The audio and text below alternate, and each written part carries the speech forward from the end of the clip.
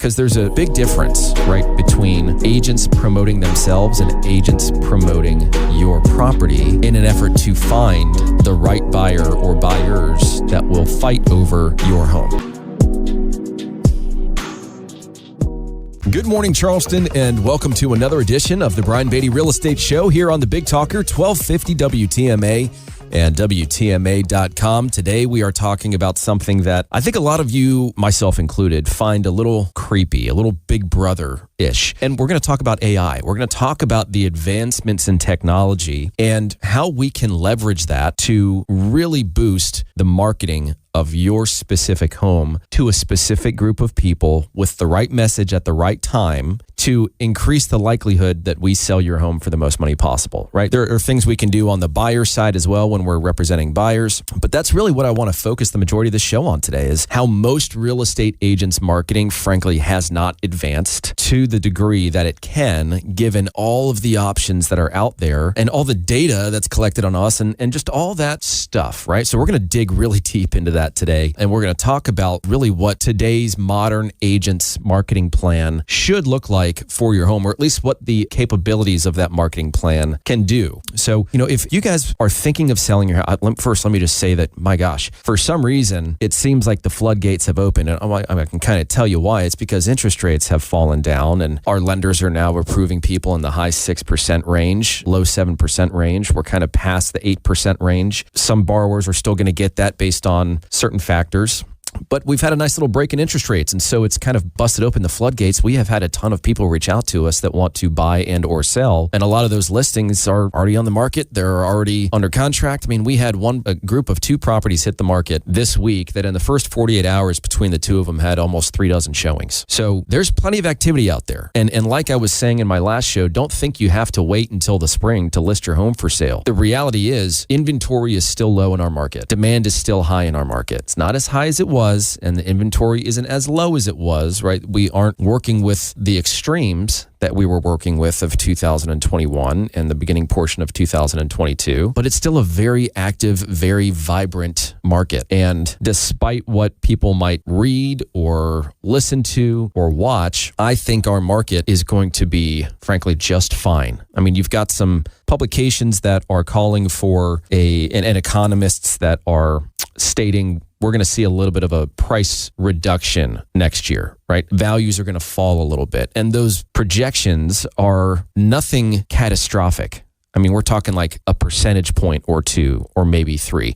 Of course, you're going to have doom and gloomers in any situation. And I would say that I am more bearish than bullish myself just because of the fact that, look, I got licensed when I was right out of college. And this was 2006 that I got licensed. The market crashed in 2008. So here I am, a 24, 25-year-old at the top of the market among other real estate agents, top 1%, helping a ton of people out of very bad financial situations, short sales, and helping them avoid foreclosure, literally allowing them to sell their home and walk away and not owe the bank or anyone anything. We did it well over 100 times. We were one of the most experienced agents and still are the most experienced agents in the market as it relates to things like distress sales. And that's really how I kind of got to the top of the market here and have stayed there ever since. But we've had a nice little break in interest rates. Things are busy, which is welcome. It's been a tough year, I think, for a lot of real estate agents, and us included. We're used to doing 100, 150, 200-ish deals a year. We're going to be under 100 this year. And that's part of it is just the fact that, look, we've nationally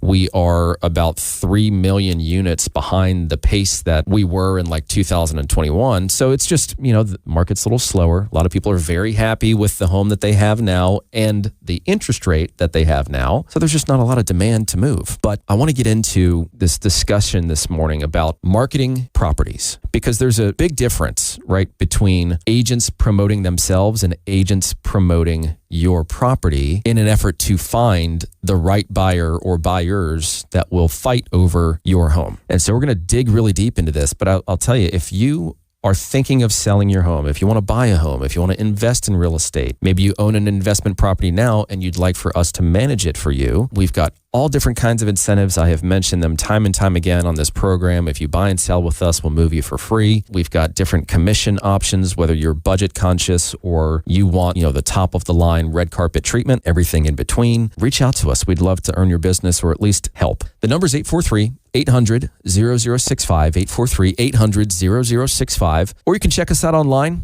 Listingsincharleston.com. That's listingsincharleston.com. So let's get into this. All right. First, let me just say this, because I have these conversations all the time with folks, right? We go and we sit down with them and we talk about the process of selling their home. What should they expect from a process perspective, right? What sort of behaviors are we more than likely going to deal with on the buyer side of the equation, right? How are buyers behaving right now is an important thing to discuss. Of course, we talk about pricing, we talk about condition, we talk about improvements if necessary, or repairs rather if necessary. And of course, we talk about marketing. And here's what I like to help folks understand as it relates to marketing. There are a lot of different options out there in terms of the type of agent you choose, okay? You've got some agents that are fantastic at relationships, right? The vast majority of their business comes from referrals and from people that they know or people that know them, that refer them, and so on and so forth. And that's great. And that's a very low cost approach to running a business. And to an extent, it's scalable. But as it relates to finding a buyer for your house who could be moving here from anywhere, it's not a great strategy, right? They're just popular. Let's just call it like it is. You've got people that aren't great so much at the relationship. They're really more of like a workhorse. They're going to pound the phones. They're going to do a bunch of cold calling. That's frankly how I built my business. Look, I graduated college and started selling real estate. I didn't have a bunch of friends and a network professionally of folks that wanted to buy and sell real estate. I had to grind my way through the first year and then again, and then the market crashed. And anyways, the problem that a lot of agents have with marketing, and of course, the problem that then gets transferred over to you, the seller, is that marketing for agents is very much so a kind of like a set it and forget it approach to selling your house. In other words, to be more specific, they'll put the property in the MLS, right?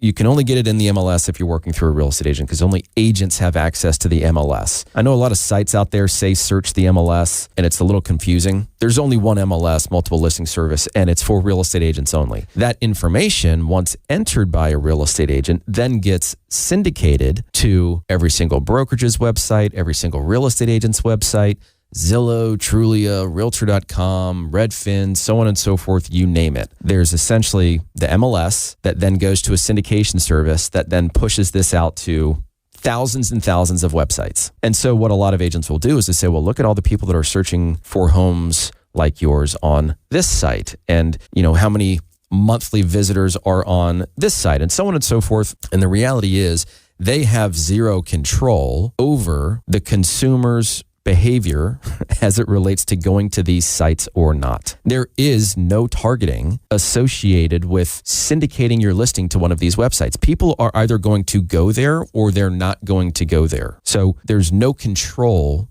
that agent has over the audience that your home is being put in front of, okay? But the information's out there. Now, a lot of these websites have realized that, hey, there's a huge amount of money to be made by marketing these properties because agents haven't figured it out yet, or our association or the National Association of Realtors hasn't provided agents with a tool to effectively combat what these companies have figured out, which is that, hey, if we can do like Zillow as an example, if we can do a really good job of providing people with information, they're going to come to us first. And if the real estate agents want the leads that are being generated from our website, well, they're going to have to pay for them. And guess what? Zillow leads are expensive. So you want to know how expensive? And I'm going to tell you truthfully, it's about $1,000 a lead. Someone calls me off Zillow, it costs me about $1,000 every time. It's pretty crazy, right? Now, of course, there are other leads out there that cost $3, leads that you can get for free, whatever. The point is, a lot of agents, even though those listings are on those websites, they're not getting the leads or they're not getting in contact with the buyers that are calling them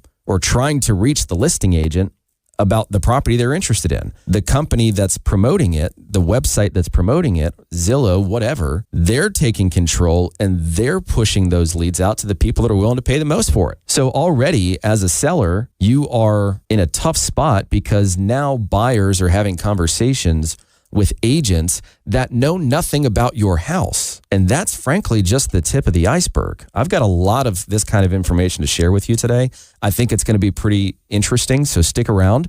This is the Brian Beatty Real Estate Show right here on the Big Talker 1250 WTMA and WTMA.com. And remember, if you want to reach out to me, you have questions about, what we do, our marketing, we've sold, almost 1,500 homes here locally in Charleston. We'd love to earn your business. And if you call or text me, it's going to come to me directly and me only. So please understand, too, that this will be a private conversation. My number is 843-800-0065. That's 843-800-0065. Or check us out online at listingsincharleston.com. And don't forget, we've got a podcast. We've got, 800 plus videos on YouTube. We're on Facebook, Instagram, TikTok, all that great stuff. So if you just search the Brian Beatty team, you'll find that content. Stick around. We'll be right back. Visit Brian Beatty's website at listingsincharleston.com.